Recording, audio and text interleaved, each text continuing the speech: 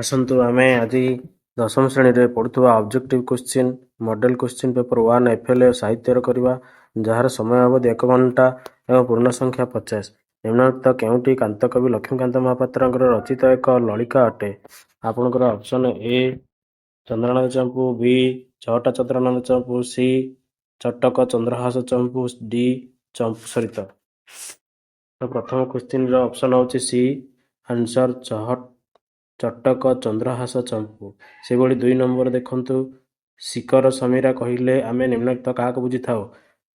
ଜଳକଣା ଯୁକ୍ତ ପବନ, ଏ ବି ଶୀତଳ ପବନ, ସି ବର୍ଷା ବାରିଯୁକ୍ତ ପବନ, ଡି ବରଫ ସର୍ଗିତ ପବନ। ତ 2 ନମ୍ବର ଅପସନ୍ ହେଉଛି ଏ ଜଳକଣା ଯୁକ୍ତ ପବନ। ଯେଉଁ ରୂପ ଧାରଣ କରି ପୃଥିବୀର ପ୍ରଳୟ ନିମନ୍ତେ ଶିବ ସଂଘନାଦ କରନ୍ତି ତାକୁ କ'ଣ କୁହାଯାଏ? ଏ ରେ ରୁଦ୍ର, ବି ରେ ଭୈରବ, ସି ରେ ପ୍ରଚଣ୍ଡ, ଡି ରେ ଉଗ୍ର। ଆପଣଙ୍କର 3 ନମ୍ବର କ୍ୱେଶ୍ଚିନ୍ ହେଉଛି ଆନ୍ସର ବି ଭୈରବ। ଏରଡ଼ି ସହିଲେ ତୁରେ ହୋଇବୁ ଅଜ୍ରାମ୍ବର। ଏଠାରେ ଅଜ୍ରାମ୍ବର ଶବ୍ଦ କେଉଁ ଅର୍ଥରେ ବ୍ୟବହୃତ ହୋଇଛି? ଅଜର ଅମର, ଅଳ୍ପାୟୁ, ଦୀର୍ଘାୟୁ, ଡି ଦେବତା।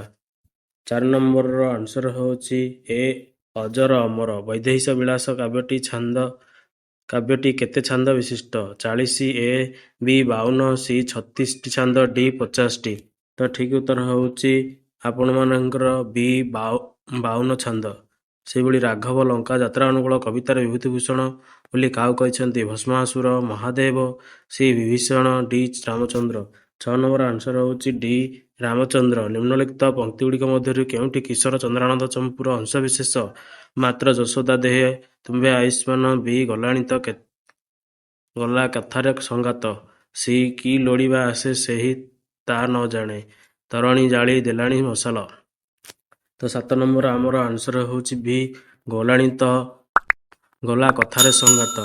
ସେହିଭଳି 8 ନମ୍ବର ଚାଲନ୍ତୁ, ନିମ୍ନଲିଖିତ କାବ୍ୟମାନଙ୍କ ମଧ୍ୟରୁ କେଉଁଟି ରାଧାନାଥ ରାୟଙ୍କର ଅନୂଦିତ କାବ୍ୟ? ଚନ୍ଦ୍ରଭାଗା, ବି ରେ ଉଷା, ସି ରେ ତୁଳସୀ ସ୍ତବକ, ଡି ନନ୍ଦିକେଶ୍ୱରୀ।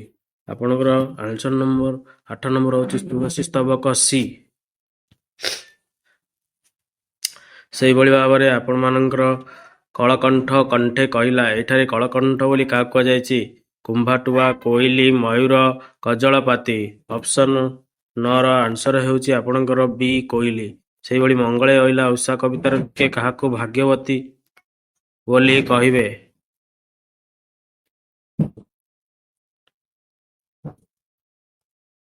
ମଙ୍ଗଳେ ଅଇଲା ଉଷା କବିତାରେ ଲୋକେ କାହାକୁ ଭାଗ୍ୟବତୀ କହିବେ ବୋଲି କୁହାଯାଇଛି? 10 number Anukampa, B Tamasa, C Usha, D Sita. 10 number option B Tamasa. କେଉଁ ଚିନ୍ତାଧାରାର କବି ରଚନା ପାଇଁ ନବଯୁଗ ସାହିତ୍ୟ ସଂସଦ ଆନ୍ଦୋଳନ ଜାରି ରଖିଥିଲେ? ଗାନ୍ଧୀବାଦୀ, ସାମ୍ୟବାଦୀ, ଆଧ୍ୟାତ୍ମବାଦୀ ଓ ମାନବବାଦୀ। ଆନ୍ସର ହେଉଛି ବି ସାମ୍ୟବାଦୀ। ସି 12 ନମ୍ବର ନିରାଶ ମଧ୍ୟରେ ଆଶାର ସଞ୍ଚାର ନିମନ୍ତେ ଅନନ୍ତ ପଟ୍ଟନାୟକ ନିମ୍ନଲିଖିତ କେଉଁଟି ପ୍ରଯୁଜ୍ୟ? ଲୁପ୍ତ ହେଉରେ ଜାତି ଉପଜାତି, ମରୁପଥେ ନିର୍ଝର ସୃଜି, ମରଣ ଦୁଆରେ ଚରଣ ଆରୋପି, ଭାଜି ପଡ଼ୁ ଆଜି ଅର୍ଗଳ ରାଜି। 12 ନମ୍ବରର ଉତ୍ତର ହେଉଛି ବି ମରୁପଥେ ପଥେ ନିର୍ଝର ସୃଜି। ଓଡ଼ିଶା ସାହିତ୍ୟ ଏକାଡେମୀ ଦ୍ୱାରା ପୁରସ୍କୃତ ପୁସ୍ତକ ସଞ୍ଚୟନର ରଚୟିତା କିଏ? ଏ ରେ ରାଧାନାଥ ରାୟ, ବି ରେ ବିଦ୍ୟୁତ୍ ପ୍ରଭା ଦେବୀ, ସି ରେ ଗଙ୍ଗାଧର ମେହେର, ଡି ଅନନ୍ତ ପଟ୍ଟନାୟକ। 13 ନମ୍ବରର ଅପସନ୍ ହେଉଛି ବିଦ୍ୟୁତ୍ ପ୍ରଭା ଦେବୀ ସଞ୍ଚୟନର ରଚୟିତା। ବିଦ୍ୟୁତ୍ ପ୍ରଭା ଦେବୀଙ୍କର ସର୍ବଂସହା ମାଟି କବିତାଟି ପଦ୍ୟାଂଶଟି ଚିର ଦୁଃଖର ତୋ ପାହାନ୍ତି ଅନ୍ଧାର ରାତି ଭାରତ ମାତାର ନିମ୍ନଲିଖିତ କେଉଁ ଅବସ୍ଥା ସମ୍ପର୍କରେ ସୂଚନା ପ୍ରଦାନ କରେ? ଏ ରେ ଦାରିଦ୍ର୍ୟ, ବି ରେ ଅଶିକ୍ଷା, ସି ରେ ପରାଧୀନତା, ଡି ରେ କୁସଂସ୍କାର। 14 ନମ୍ବର ଆପଣଙ୍କର ଅପସନ୍ ସି ଅଶିକ୍ଷା। ଉମାଚରଣ ଦାସଙ୍କର ଲକ୍ଷ୍ମୀକାନ୍ତ ମହାପାତ୍ରଙ୍କର କ'ଣ ଥିଲେ? ଏ ରେ ଶିକ୍ଷକ, ବି ରେ ସହପାଠୀ, ସି ରେ ତତ୍ତ୍ୱାବଧାରକ, ଡି ରେ ବନ୍ଧୁ। 15 ନମ୍ବର ଅପସନ୍ଟି ହେଉଛି ସି ତତ୍ତ୍ୱାବଧାରକ। ସେହିଭଳି କାନ୍ତକବି ଲକ୍ଷ୍ମୀକାନ୍ତ ଜୀବନୀ ସାହିତ୍ୟ କୃତି ପ୍ରବନ୍ଧରେ ନିମ୍ନଲିଖିତ କେଉଁ ବାଦ୍ୟଯନ୍ତ୍ରର ନାମ ପ୍ରଦାନ କରାଯାଇ ନାହିଁ? ଏ ରେ କେନ୍ଦେରା, ବି ରେ ଗୋପୀଯନ୍ତ୍ର, ସି ରେ ବୀଣା, ଡି ରେ ରାମତାଳି। 16 ନମ୍ବରର ଆନ୍ସର ହେଉଛି ସି ବୀଣା। ଚାଲନ୍ତୁ 17 ନମ୍ବର ଦେଖିବା। ନିମ୍ନୋକ୍ତ କେଉଁ ପ୍ରବନ୍ଧଟି ବସୁଧୈବ କୁଟୁମ୍ବକମ୍ ଭାବନାରେ ପରିପୃଷ୍ଟ? ସଭ୍ୟତା ଓ ବିଜ୍ଞାନ, ନରେନ୍ଦ୍ର ବିବେକାନନ୍ଦ, ମାତୃଭାଷା ଓ ଲୋକଶିକ୍ଷା, ଡି ଜନ୍ମଭୂମି। 17 ନମ୍ବର କ୍ୱେଶ୍ଚିନ୍ ଅପସନ୍ ଆପଣଙ୍କର ଆସିବ ଉତ୍ତର ଡି ଜନ୍ମଭୂମିରେ ଆପଣଙ୍କର ବସୁଧୈବ କୁଟୁମ୍ବକମ୍ ଭାବନା ପରିପୃଷ୍ଟ ବୋଲି ବର୍ଣ୍ଣନା ହୋଇଛି। ଡି ସେହିଭଳି ନିମ୍ନୋକ୍ତ କେଉଁଟି ଆଈଶ୍ୱର୍ଯ୍ୟ ଶବ୍ଦ ଭାବକୁ ପ୍ରକାଶ କରେ? ଅପସନ୍ ଏ ସମାନତା, ବି ଗତିଶୀଳତା, ସି ବ୍ୟାପକତା, ଡି ଚଞ୍ଚଳତା। 18 ନମ୍ବରର ଉତ୍ତର ହେଉଛି ବି ଗତିଶୀଳତା। 19 ନମ୍ବର କାହାକୁ ଅବଲମ୍ବନ କରି ଆଧୁନିକ ଯୁଗର ମଣିଷ ଉନ୍ନତ ହେବା ସମ୍ଭବ ବୋଲି ବଂଶୀଧର ସାମନ୍ତରାୟ କହିଛନ୍ତି? ଏ ରେ ଚିକିତ୍ସା ପ୍ରଣାଳୀ, ବି ରେ ଅର୍ଥଶାସ୍ତ୍ର, ସି ରେ ବିଜ୍ଞାନ, ଡି ରେ ପରମ୍ପରା। 19 ନମ୍ବରର ଅପସନ୍ ହେଉଛି ସି ବିଜ୍ଞାନ। ବିଜ୍ଞାନକୁ ଅବଲମ୍ବନ କରି ଆଧୁନିକ ମଣିଷର ଉନ୍ନତ ହେବା ସମ୍ଭବ ବୋଲି ବଂଶୀଧର ସାମନ୍ତରାୟ କହିଛନ୍ତି। ନିମ୍ନୋକ୍ତ କେଉଁଟି ବୈଷୟିକ ଉନ୍ନତିର ଅନ୍ତର୍ଭୁକ୍ତ ନୁହେଁ? ଗମନାଗମନ, ଯୋଗ, ଦୂରସଞ୍ଚାର, ଆଧୁନିକ ଚିକିତ୍ସା। 20 ନମ୍ବର ଅପସନ୍ ହେଉଛି ଡି ଯୋଗ ବୈଷୟିକ ଉନ୍ନତିର ଅନ୍ତର୍ଭୁକ୍ତ ନୁହେଁ। ସେହିଭଳି 21 ନମ୍ବର ଇସ୍ରାଏଲର ଆଧୁନିକ ଭାଷାର ନାମ କ'ଣ? ଇଂରାଜୀ, ବି ହିନ୍ଦୀ, ସି ହିବ୍ରୁ, ଡି ଆରବୀ। ଆପଣଙ୍କର 21 ନମ୍ବରର ଉତ୍ତର ହେଉଛି ସି ହିବ୍ରୁ। 22 ନମ୍ବର କିଏ ମାତୃଭାଷାକୁ ମାତୃସ୍ତନ୍ୟ ପରି ମୂଲ୍ୟବାନ କହିଛନ୍ତି? 22 ନମ୍ବର ହେଉଛି ଅପସନ୍ ବି। ବି ଅପସନ୍ଟି ଆପଣଙ୍କର ହେଉଛି ଗାନ୍ଧୀଜୀ କହିଛନ୍ତି ମାତୃଭାଷାକୁ ମାତୃସ୍ତନ୍ୟ ପରି ମୂଲ୍ୟବାନ। ସେହିଭଳି 23 ନମ୍ବରକୁ ଚାଲନ୍ତୁ। ରାମକୃଷ୍ଣଙ୍କର କେତେଜଣ ସନ୍ନ୍ୟାସୀ ଶିଷ୍ୟ ଥିଲେ? ଏ ରେ 18, ବି ରେ 21, ସି ରେ 16, ଡି ରେ 27। 23 ନମ୍ବର ବି। ରାମକୃଷ୍ଣଙ୍କର କେତେଜଣ ସନ୍ନ୍ୟାସୀ ଥିଲେ? ଏ ରେ 18, ବି ରେ 21, ସି ରେ 16, ଡି ରେ 27। ତ ଆପଣଙ୍କର 23 ନମ୍ବରରେ ଅପସନ୍ ହେଲା ବି 21 ଜଣ। ପୁଣ୍ୟଭୂମି କନ୍ୟାକୁମାରୀ ଭାରତର କେଉଁ ସୀମାନ୍ତରେ ଅବସ୍ଥିତ? ଏ ପୂର୍ବ, ବି ଉତ୍ତର, ସି ଦକ୍ଷିଣ, ଡି ଉତ୍ତର। ଠିକ୍ ଉତ୍ତରଟି ହେଉଛି ଆପଣଙ୍କର ସି ଦକ୍ଷିଣ। ସେହିଭଳି 24 କବିବର ରାଧାନାଥ ରାୟଙ୍କ ରଚିତ ବ୍ୟଙ୍ଗ କାବ୍ୟର ନାମ କ'ଣ? ଦରବାର, ଚନ୍ଦ୍ରଭାଗା, ଚିଲିକା, ଉଷା। 25 ନମ୍ବର ବଳଙ୍କ କବିତା ମାନଙ୍କର କେଉଁ ଉପାଦାନଟି ପରିଲକ୍ଷିତ ହୁଏ ନାହିଁ? ପଲ୍ଲୀ ପ୍ରକୃତି, ପଲ୍ଲୀ ଜୀବନ, ପଲ୍ଲୀ ସଂସ୍କୃତି, ପଲ୍ଲୀ ବିମୁଖତା। ତ ଅପସନ୍ଟି ଡି ହେଉଛି ପଲ୍ଲୀ ବିମୁଖତା। 27 ନମ୍ବର କାଠୁଆରକୁ ଦିଖଣ୍ଡ କାଠ, କାଠୁରିଆକୁ ଦିଖଣ୍ଡ ଟଙ୍କିଆ ନୋଟ ଦେଇ ଲେଖକ ତାକୁ କେତେ ଫେରସ୍ତ କରିବାକୁ କହିଲେ? 1 ଟଙ୍କା, 4 ଅଣା ପଇସା, 8 ଅଣା ପଇସା, 5 ଅଣା ପଇସା। 27 ନମ୍ବର ବି 4 ଅଣା ପଇସା। 28 ନମ୍ବର କାଠୁରିଆ ଗୁଦାମରେ ଥିବା କୁରାଢ଼ୀର ଓଜନ କେତେ ଥିଲା? 2 କିଲୋ, 2 କିଲୋ ଅଧେ, 3 କିଲୋ, 3 କିଲୋ ଅଧେ। 28 ହେଉଛି ଆପଣଙ୍କର ବି 2 କିଲୋ ଅଧେ।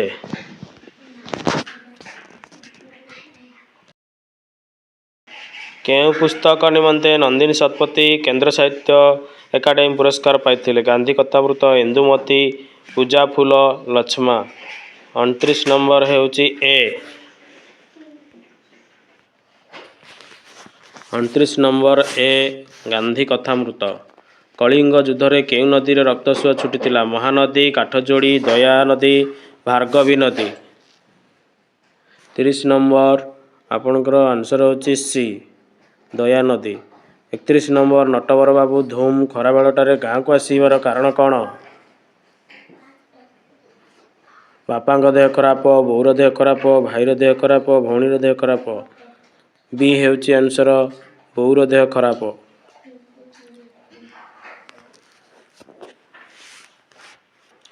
31 ନମ୍ବର ବି ବୋଉର ଦେହ ଖରାପ। 32 ବରଗଛ କିପରି ତାର ସବୁ ସନ୍ତାନକୁ ଆନନ୍ଦରେ ଆଲିଙ୍ଗନ କରିଛି? ଏ ରେ ସହସ୍ର ବାହୁ ମେଲାଇ, ବି ନୂତନ ପତ୍ର ସୃଷ୍ଟି କରି, ସି ଗଛର ଚେର ବିସ୍ତାର କରି, ଡି ଛାଇ ପ୍ରଦାନ କରି। 32 ନମ୍ବରର ରାଇଟ୍ ଆନ୍ସର ହେଉଛି ଏ ସହସ୍ର ବାହୁ ମେଲାଇ। ପୁରବୀର ମୃତ୍ୟୁ କିପରି ହୋଇଥିଲା? କଟକ କାର୍ ଆକ୍ସିଡେଣ୍ଟରେ, ମୁମ୍ବାଇ କାର୍ ଆକ୍ସିଡେଣ୍ଟରେ, ରାଜଘାଟର କାର୍ ଆକ୍ସିଡେଣ୍ଟରେ, ମାଡ୍ରାସର ଆକ୍ସିଡେଣ୍ଟରେ। 33 ନମ୍ବର ଅପସନ୍ ହେଉଛି ଡି ମାଡ୍ରାସର କାର୍ ଆକ୍ସିଡେଣ୍ଟରେ। ସେହିଭଳି 34 ନମ୍ବର କ୍ୟାପ୍ଟେନର ମହାପାତ୍ରଙ୍କ ଜଳଖିଆ ବରବାଦର ଶୁଣି ସୁବ୍ରତ ବାବୁଙ୍କ ମନରେ କେଉଁ ଭାବ ସୃଷ୍ଟି ହୋଇଥିଲା? ଆନନ୍ଦ, କ୍ରୋଧ, ଅସହାୟ, ଭୟ। ତ ଆପଣଙ୍କର ରାଇଟ୍ ଆନ୍ସର ହେଉଛି ସି, ଅସହାୟ ଭାବେ ସୃଷ୍ଟି ହୋଇଥିଲା। ନରସିଂହଦେବ କାହା ଅନୁରୋଧରେ ସୂର୍ଯ୍ୟ ମନ୍ଦିର ନିର୍ମାଣ କରିଥିଲେ? ଶିବେଇ ସାନ୍ତରା, ଛାୟା ମହାଦେବୀ, ଧରମା, ବିଶୁ ମହାରଣା। 35 ନମ୍ବର ଆନ୍ସର ହେଉଛି ବି, ଛାୟା ମହାଦେବୀଙ୍କର ଅନୁରୋଧରେ ସୂର୍ଯ୍ୟ ମନ୍ଦିର ପ୍ରତିଷ୍ଠା କରିଥିଲେ। ବାଳକଟି ଉଡ଼ୁଅଛି ଏହି ବାକ୍ୟରେ ଶୁଦ୍ଧ ବାକ୍ୟର କେଉଁ ଲକ୍ଷଣ ଭାବ ରହିଛି? ଆସକ୍ତି, ବି, ଆକାଂକ୍ଷା, ସି, ଯୋଗ୍ୟତା, ଡି, ବାକ୍ୟାଂଶ। 36 ନମ୍ବରର ରାଇଟ୍ ଆନ୍ସର ହେଉଛି ସି, ଯୋଗ୍ୟତା। ସେହିଭଳି 37 ନମ୍ବର ତନୁଜା ନାଚୁ ଏହାକୁ ଭାବବାଚ୍ୟରେ ରୂପାନ୍ତର କଲେ କ'ଣ ହେବ? ତନୁଜାର ନାଚିବା ହେବ, ତନୁଜା ନାଚିବ, ତନୁଜାର ନାଚ ଚାଲିଛି, ତନୁଜାର ନାଚ ହେଉ। 37 ନମ୍ବର କ୍ୱେଶ୍ଚିନ୍ର ଆନ୍ସର ହେଉଛି ଡି, ତନୁଜାର ନାଚ ହେଉ। ରାବଣ ଏହି ଶବ୍ଦରେ ନ, ର କାହିଁକି ଣ ହୋଇଛି? ପ ବର୍ଗ, ବ ବର୍ଗ ନଥିବାରୁ, ଅନ୍ତସ୍ଥ ୱ ପରେ ନଥିବାରୁ, ର ପରେ ନଥିବାରୁ, ସ୍ୱାଭାବିକ ଭାବରେ। ଡି। 38 ନମ୍ବରର ଅପସନ୍ ହେଉଛି ଆପଣଙ୍କର ବି, ଅନ୍ତସ୍ଥ ୱ ପରେ ନଥିବାରୁ। ଅଗ୍ନିସାତ ଏହି ଶବ୍ଦରେ ସ କାହିଁକି ସ ହୋଇନାହିଁ, ମୂର୍ଦ୍ଧନ୍ୟ ହୋଇନାହିଁ? ଅଗ୍ନିସାତ ଏହି ଶବ୍ଦରେ ଦନ୍ତ୍ୟ ସ କାହିଁକି ମୂର୍ଦ୍ଧନ୍ୟ ହୋଇନାହିଁ? ସ୍ୱାଭାବିକ ଭାବରେ ବ୍ୟତିକ୍ରମ ଯୋଗୁଁ ବୈଦେଶିକ ଶବ୍ଦ ସାତ ପ୍ରତ୍ୟୟ ହେତୁ। 39 ଅପସନ୍ ଡି, ସାତ ପ୍ରତ୍ୟୟ ଯୁକ୍ତ ହେତୁ। 40 ନମ୍ବର ସୃଜନ ଏଥିରେ କେଉଁ ପ୍ରକାର ଅଶୁଦ୍ଧି ରହିଛି?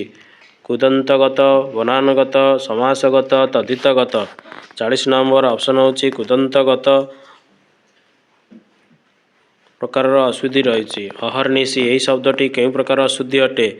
ଏ ରେ ସନ୍ଧିଗତ, ବି ରେ ସମାସଗତ, ସି ରେ ବିଶେଷଣଗତ, କୃଦନ୍ତଗତ। 41 ନମ୍ବର ଅପସନ୍ ହେଉଛି ବି, ସମାସଗତ।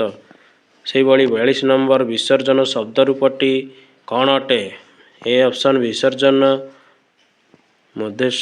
ବିସର୍ଜନ, ମୂର୍ଦ୍ଧନ୍ୟ ଦନ୍ତ୍ୟ ସ, ବିସର୍ଜନ। ତ ଶୁଦ୍ଧ ରୂପଟି କ'ଣ? 42 ନମ୍ବର ଅପସନ୍ ହେଉଛି ଡି, ଦୀର୍ଘଇ, ବିସର୍ଜନ। ସେହିଭଳି 43 ନମ୍ବର ଛନ୍ଦର ନିୟମ ଅନୁସାରେ ରଚିତ ହୋଇଥିବା ପଦ୍ୟକୁ ଗାନ ବା ଆବୃତ୍ତି କଲାବେଳେ ପ୍ରତ୍ୟେକ ପଦର ନିର୍ଦ୍ଦିଷ୍ଟ ଅକ୍ଷର ଉପରେ ବିଶ୍ରାମ ନେବାକୁ ହୁଏ। ଏହି ବିଶ୍ରାମକୁ ଶ୍ୱାସଘାତକୁ କ'ଣ କୁହାଯାଏ? ଅପସନ୍ ଏ ଛାନ୍ଦ, ପାଦ, ଯତିପାତ ବା ପଦ। 43 ନମ୍ବର ଆନ୍ସର ହେଉଛି ସି, ଯତି ବା ଯତିପାତ। ଦୁଇଟି ପାଦରେ ଗୋଟିଏ ପାଦ, ପ୍ରତିଟି ପାଦର ଅକ୍ଷର ସଂଖ୍ୟା 12, ପଦର ତୃତୀୟ, ଷଷ୍ଠ, ନବମ ଶେଷ ଅକ୍ଷର ଉପରେ ଯତିପାତ ହେଉଥିଲେ ଛନ୍ଦର ନାମ କ'ଣ? ଏ ରେ ନଟବାଣୀ, ବିଭାସକେଦାର, ଦାଣ୍ଡିବୃତ୍ତ, ସି, ବଙ୍ଗଳାଶ୍ରୀ, ଶଙ୍କରାଭରଣ। 44 ନମ୍ବର ଅପସନ୍ଟି ହେଉଛି ଆପଣଙ୍କର ଏ, ନଟବାଣୀ ବା ବିଭାସକେଦାର। ସି। ସେହିଭଳି ପ୍ରକୃତ ବସ୍ତୁରେ ଉପମେୟରେ ଅପକୃତ ବସ୍ତୁ ଉପମାନର ସମ୍ଭାବନାର ତର୍କଣା କରାଗଲେ କି ପ୍ରକାର ଅଳଙ୍କାର ହୁଏ? ରୂପକ, ଉତ୍ପ୍ରେକ୍ଷା, ଉପମା, ଯମକ।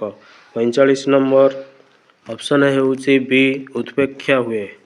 ସେହିଭଳି ଉପମାନ ଓ ଉପମେୟ ମଧ୍ୟରେ ଅଭେଦ କଳ୍ପିତ କଥିତ ହେଲେ ଉପମେୟର ଉପମାନର ଆରୋପ ହେଲେ ଏହା କି ପ୍ରକାରର ଅଳଙ୍କାର ହୁଏ? ଏ ରେ ଉତ୍ପ୍ରେକ୍ଷା, ବି ରେ ଉପମା, ଯମକ, ରୂପକ। 46 ନମ୍ବର ଅପସନ୍ ଡି, ରୂପକ ହୁଏ। ହୁଙ୍କା ପିଟା ରୂଢ଼ିର ଅର୍ଥ କ'ଣ ଅଟେ? ଅତି ଦୁଷ୍ଟ, ବୃଥା ଧମକ, କିଛି ନ ବୁଝି ହଠାତ୍ କାମରେ ଲାଗିଯିବା, ମୁରବୀ ଅନୁପସ୍ଥିତିରେ ବିଶୃଙ୍ଖଳା କରିବା।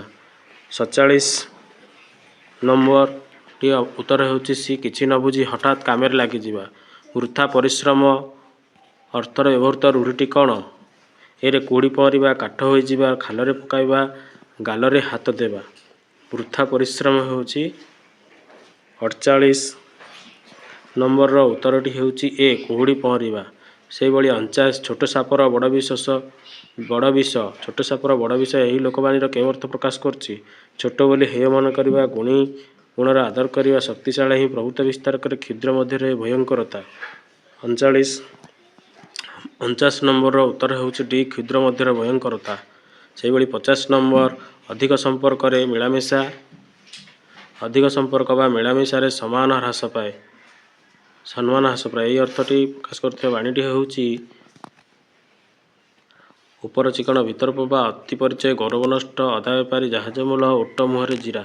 50 ନମ୍ବର ଅପସନ୍ ହେଉଛି ବି ଅତି ପରିଚୟ ଗୌରବ ନଷ୍ଟ। ତ ଆପଣମାନେ ଏଗୁଡ଼ିକ MCQ କ୍ୱେଶ୍ଚିନ୍ ଜାଣିଲେ ତାର ଉତ୍ତର ଜାଣିଲେ। ସେଇଭଳି ସବଜେକ୍ଟିଭ ଗୁଡ଼ିକ ଦେଖନ୍ତୁ। ଲକ୍ଷ୍ମୀକାନ୍ତ ମହାପାତ୍ରଙ୍କର ହାସ୍ୟ କୌତିକ ବ୍ୟଙ୍ଗ ବିଦ୍ରୂପ ରଚନାବଳୀ ସମ୍ପର୍କରେ ବର୍ଣ୍ଣନା କର। କୃଷ୍ଣଚନ୍ଦ୍ର ପାଣିଗ୍ରାହୀଙ୍କର ଜନ୍ମଭୂମିର ଚିତ୍ର ଓ ଚରିତ୍ରକୁ କିପରି ବର୍ଣ୍ଣନା କରିଛନ୍ତି ବୁଝାଇ ଲେଖ।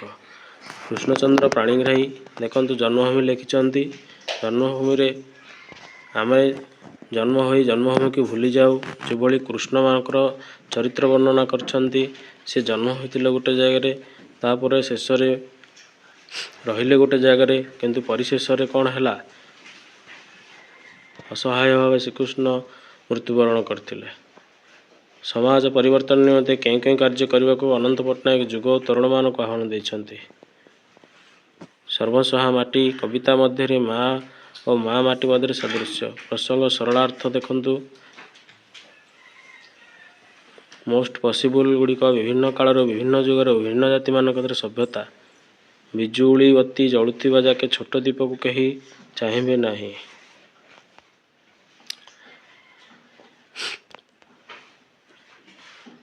ଦେଖନ୍ତୁ ରଚନା ପଡ଼ିଛି ବ୍ୟାୟାମର ଉପକାରିତା, ଜନ୍ମଦିନ ପାଳନ ଉତ୍ସବ, ତୁମ ଅଞ୍ଚଳରେ ଏକ ଗ୍ରାମ୍ୟରେ ଡାକଘର ଖୋଲିବା, ତୁମ ଅଞ୍ଚଳରେ ବାରମ୍ବାର ବିଦ୍ୟୁତ୍ କାଟ ହେଉଛି। ତାପରେ ଅନୁଚ୍ଛେଦ ପଠନ। ଅନୁଚ୍ଛେଦଟି ଦେଖନ୍ତୁ। ଆମ ଶିକ୍ଷା ବିଶେଷ ଭାବରେ ପୁସ୍ତକ କେନ୍ଦ୍ରିକ। ମୁଖସ୍ଥୀକରଣ ଗୌରବ ଅର୍ଜନ କରିଛି। ଏହା ଗୁରୁ ଓ ଶିଷ୍ୟର ସମ୍ପର୍କ ସ୍ଥାପନ କରିବାରେ ପରିପନ୍ଥୀ, ବରଂ ଗୁରୁଙ୍କର ସ୍ୱୀକୃତି ଅନାବଶ୍ୟକ ମନେ ହୁଏ। କାମର ଜଗତ ପାଠର ଜଗତ ଭିତରେ ବ୍ୟବଧାନ ବଢ଼ି ବଢ଼ି ଚାଲିଛି। ସମାଜଠାରୁ ବିଚ୍ଛିନ୍ନ ବିରକ୍ତି ହୋଇ ଶିକ୍ଷାୟତନର ସୌଧକୁ ଉପରକୁ ଉଠି ଯାଉଛି। ଏହିପରି ସ୍ଥଳେ ଅନର୍ଗଳ ବଖାଣିବା, ବକ୍ତୃତା ଦେବା ଗୁରୁଙ୍କ ପରମ ଧର୍ମ ହୋଇଛି। ଛାତ୍ରମାନେ ଏହାକୁ ଅଧିକ ମୂଲ୍ୟ ଦେଉଛନ୍ତି। ସେମାନେ ଦୂରରୁ ଶୁଣୁଛନ୍ତି। ସେତିକିରେ ପ୍ରଥମ ଶ୍ରେଣୀରେ ପ୍ରଥମ ହେବାର ଯୋଗ୍ୟତା ମିଳୁଛି। ଶିଷ୍ୟରେ ପକ୍ଷରେ ଗୁରୁଙ୍କର ସମୀପ ହେବାର ଆବଶ୍ୟକତା ନାହିଁ, କରି ଦେଖାଇବାର ସୁଯୋଗ ନାହିଁ। ପରସ୍ପର ଜୀବନକୁ ସମୃଦ୍ଧ କରିବାରେ ସଚେତନ ଆସିବ କାହିଁକି? ବ୍ୟକ୍ତିଗତ ଓ ସାଧାରଣ ଜୀବନରେ ଐକ୍ୟ ପ୍ରତିଷ୍ଠା କରି ବିଚାରକୁ ଆଚରଣ ଫଳେଇବାରେ ଆବଶ୍ୟକତା ନାହିଁ। ପ୍ରଣାଳୀ, ପରୀକ୍ଷା, ପ୍ରଶାସନ ଆଦି ସକଳ କ୍ଷେତ୍ରରେ ଗୁରୁ ଶିଷ୍ୟ ନିକଟରେ ସମ୍ପର୍କ ପ୍ରତିଷ୍ଠା କରିବା ସହାୟ ହେଉନାହିଁ। ଛୋଟ ବଡ଼ ସବୁ କାମରେ ରାଜନୀତି, କଳୁଷିତ ଅନୁପ୍ରବେଶ ଏକ ପ୍ରଧାନ ଅନ୍ତରାୟ ହୋଇଛି। ଶିକ୍ଷା ସହଯୋଗୀ ବିକାଶମୂଳକ କାର୍ଯ୍ୟ ଏହା ସାବ୍ୟସ୍ତ ହୋଇପାରୁନାହିଁ। ପ୍ରତିଭାର ପରିପୂର୍ଣ୍ଣ ପ୍ରକାଶ କ୍ୱଚିତ୍ ଦେଖାଯାଉଛି। କାଗଜପତ୍ରରେ ପ୍ରତିଷ୍ଠା, କିନ୍ତୁ କାମରେ କାହିଁ? ଟିଏ ଗୁରୁ ଶିଷ୍ୟ ସମ୍ପର୍କ ସ୍ଥାପନାର ପରିପନ୍ଥୀ ଅଟେ। ମୁଖସ୍ଥୀକରଣ ଗୁରୁ ଶିଷ୍ୟ ସମ୍ପର୍କର ସୁସ୍ଥାପନ କରିବାର ପରିପନ୍ଥୀ। ଅନର୍ଗଳ ବଖାଣିବା, ବକ୍ତୃତା ଦେବା କାହିଁକି ଗୁରୁଙ୍କର ପରମ ଧର୍ମ ହୋଇଛି? କାହିଁକି ଗୁରୁଙ୍କର ଅନର୍ଗଳ ହୋଇଛି? ସମାଜଠାରୁ ବିଚ୍ଛିନ୍ନ ଓ ବିରକ୍ତି ହୋଇ ଶିକ୍ଷାୟତନ ସୌଧନ ଉପରକୁ ଉଠି ଯାଉଛି। ଫଳରେ ଗୁରୁମାନେ କ'ଣ କରୁଛନ୍ତି ନା ଅନର୍ଗଳ ବଖାଣୁଛନ୍ତି। ଛାତ୍ରମାନଙ୍କୁ ପ୍ରଥମ ଶ୍ରେଣୀରେ ପ୍ରଥମ ହେବାର ଯୋଗ୍ୟତା କିପରି ମିଳୁଛି? ଛାତ୍ରମାନେ ଅଧିକ ମୂଲ୍ୟ ଦେଉଛନ୍ତି। ଘୋଷାଇ ପରେ ପ୍ରଥମ ହେବାର ଯୋଗ୍ୟତା ମିଳୁଛି, କିନ୍ତୁ ଗୁରୁ ଶିଷ୍ୟ ସମ୍ପର୍କ ଆବଶ୍ୟକତା ନାହିଁ। ବର୍ତ୍ତମାନ ସ୍ଥିତିରେ ପ୍ରତ୍ୟେକ କ୍ଷେତ୍ରରେ କ'ଣ ପ୍ରଧାନ ଅନ୍ତରାୟ ହୋଇଛି? ଛୋଟ ବଡ଼ ସବୁ କାମରେ ରାଜନୀତି, କଳୁଷିତ ଅନୁପ୍ରବେଶ ପ୍ରଧାନ ଅନ୍ତରାୟ ହୋଇଛି। ସବୁଥିରେ ରାଜନୀତି ପଶିଥିବାରୁ ସେଇଟା ହେଉଛି କ୍ଷେତ୍ରରେ ଅନ୍ତରାୟ। କେଉଁଠାରେ ବ୍ୟବଧାନ ବଢ଼ି ଚାଲିଛି? ଶିକ୍ଷା ଏକ ସହଯୋଗୀ ବିକାଶମୂଳକ କାର୍ଯ୍ୟକ୍ରମ। ଏହା ହୋଇପାରୁନାହିଁ। ଫଳରେ ଶିକ୍ଷା ପରିପୂର୍ଣ୍ଣ ପ୍ରକାଶ କ୍ୱଚିତ ଦେଖାଯାଉଛି। ସେଥିପାଇଁ ଶିକ୍ଷା କ୍ଷେତ୍ରରେ ଗୁରୁ ସମ୍ପର୍କ, ଗୁରୁ ଓ ଶିଷ୍ୟ ମଧ୍ୟରେ ବ୍ୟବଧାନ ବର୍ତ୍ତମାନ ବଢ଼ି ବଢ଼ି ଚାଲିଛି।